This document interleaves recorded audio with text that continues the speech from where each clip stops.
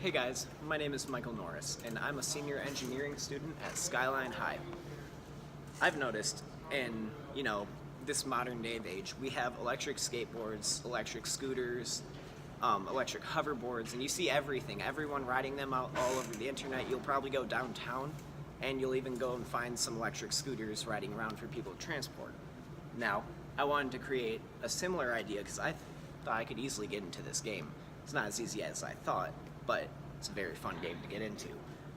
I grew up with an invention called the ripstick, and this is a little board that will pivot in either direction on the board, and it has two little wheels swiveling underneath. When you wiggle, you go forward. I always found out that I can only go a certain speed on there, and that was like less than 10 miles per hour. I wanted to go a little faster because I was a need for speed kind of child. So what I did this year for my engineering project, I made an electric caster board.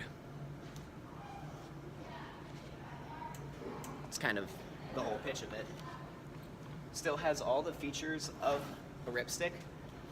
You have the torsion bar in the center that twists, so while you're riding, you can twist and turn, and it feels like surfing on the ground, essentially. The caster in the front is at an angle, so it kind of just adds another plane of stability to the ride while you're surfing over the pavement. You've got caution-themed grip tape right over here, and that's just for a stable ride. I noticed when I was standing on the plywood itself, my shoes would start slipping, and I would end up falling off. With the grip tape, I haven't had that issue ever. I installed a fender here, made from 2 slabs of wood, and I cut over a piece of sheet metal with little sheet metal screws all into that.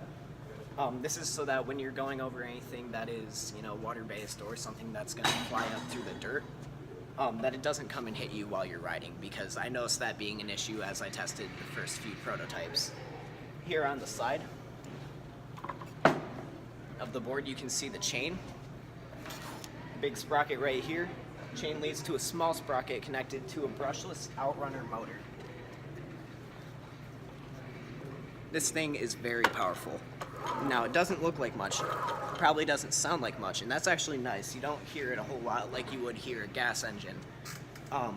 This thing has a lot of power. I loaded about 32 volts into this, and that's actually everything inside this little satchel bag here. This is my next item on the list.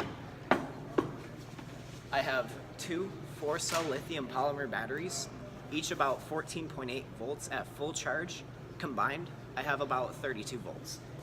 And that is carried by a speed control that can handle a continuous 50 amp rate.